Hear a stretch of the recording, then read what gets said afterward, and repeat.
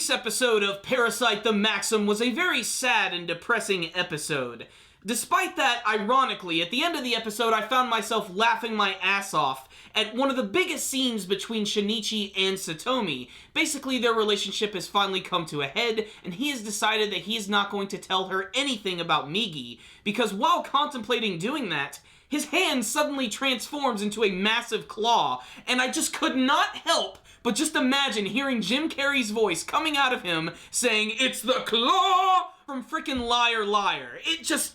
I can't explain it. It was funny to me. Despite referencing the golden age of Jim Carrey, this was a really good episode right here. I'm just glad that we're finally getting back to Parasyte. We just went on break. It's 2015, and things are feeling fresh and new all over again. And you know what? The whole relationship between Satomi and Shinichi it just doesn't work. It's not going to work at all.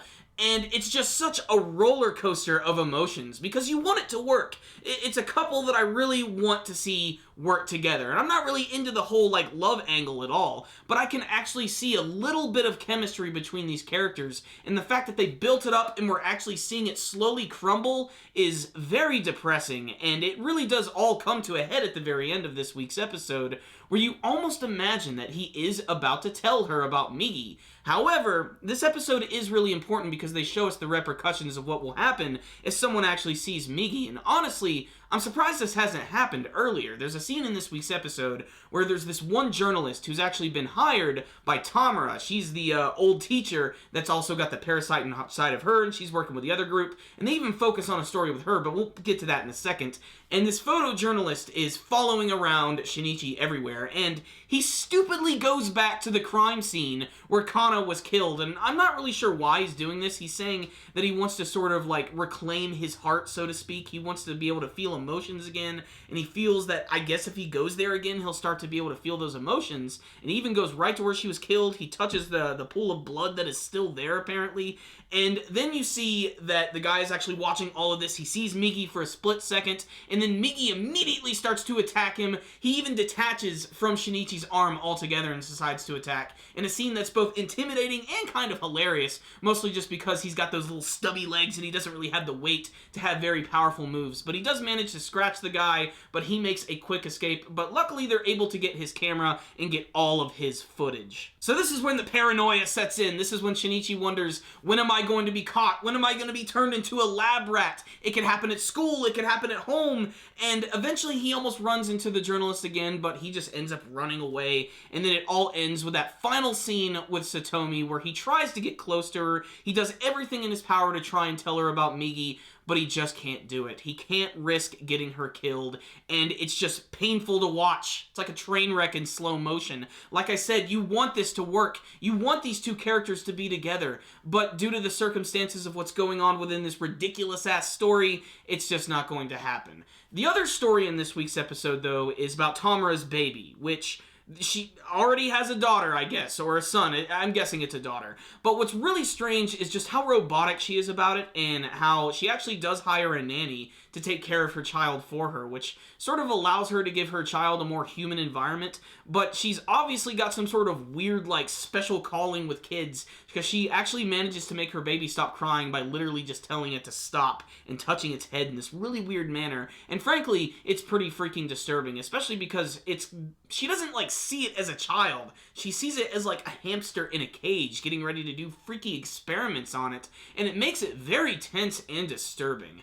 So, what's the rundown? On this week's episode of Parasyte the Maxim, another fantastic episode of a fantastic series. Continuing on from 2014, it looks like 2015 is going to be a very strong year for the series because the quality is still there. There are some folks who are not going to like this episode because we've already been down the whole rabbit hole of Shinichi and Satomi's relationship many times before. It's been built up, it's been crumbled, it's been built up, it's been blown up to shit yet again, and I'm not quite sure how it's going to wrap up. However, I can't imagine at the end of the series, if it does end in a nice way where the main characters all don't die in a blaze of glory, they'll probably end up back together. You just gotta love those two kids. The thing that is really interesting about this episode, though, is the paranoia aspect. I thought that was very creepy, especially when he went back to school and imagined that all of his schoolmates were freaking out over the prospect that he was a killer parasite monster. He was there where Kana was died. I mean, everybody has to imagine this stuff at this point. And obviously, it's only a matter of time before this whole Parasyte incident really starts to blow up, and I can't wait to see where that's going, especially with the character of Tamura, where she's going. Basically, she's just trying to keep tabs on Shinichi and figure out why he's so powerful, why he's got these superpowers all of a sudden. It's very strange. And again, this was just another great episode. On the technical side of things, the animation, the artwork was always good. The soundtrack, which I still really am starting to appreciate little by little, it's very atmospheric and it really gets in your blood. This was just a really great episode right here with a lot of cool action, especially during that scene where the guy was trying to find out Migi on the camera. And it was real creepy, and I love the animation there, especially just how he was able to contort his body and turn into like a little mini version of himself. And even the scene when he was hanging onto the pole with all the fingers wrapped around, that looked very painful and also just really hilarious at the same time. Just very strange. I love the way they animate Migi in this show. It's definitely one of the highlights.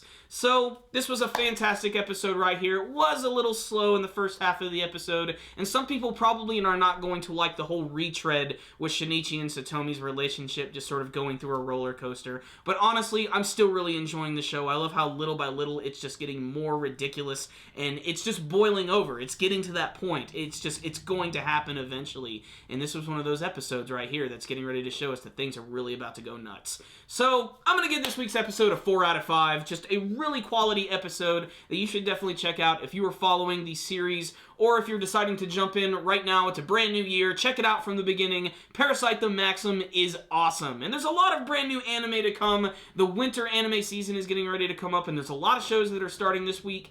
Am I going to review them? You're just going to have to tune in and find out. If there's a show that you guys want me to look at, please tell me about it in the comment section below. And also, before you guys leave, please tell me what you thought about this week's episode of Parasyte the Maxim. What did you think of this week's very sad and depressing episode? What do you think of the relationship between Shinichi and Satomi? And what do you want to see from the rest of Parasyte the Maxim? Remember, if you liked this video, please give it a thumbs up. It really helps us out a lot. And you can also subscribe to our channel if you haven't already by clicking on the channel icon right up here. You can also follow us on Facebook and on Twitter.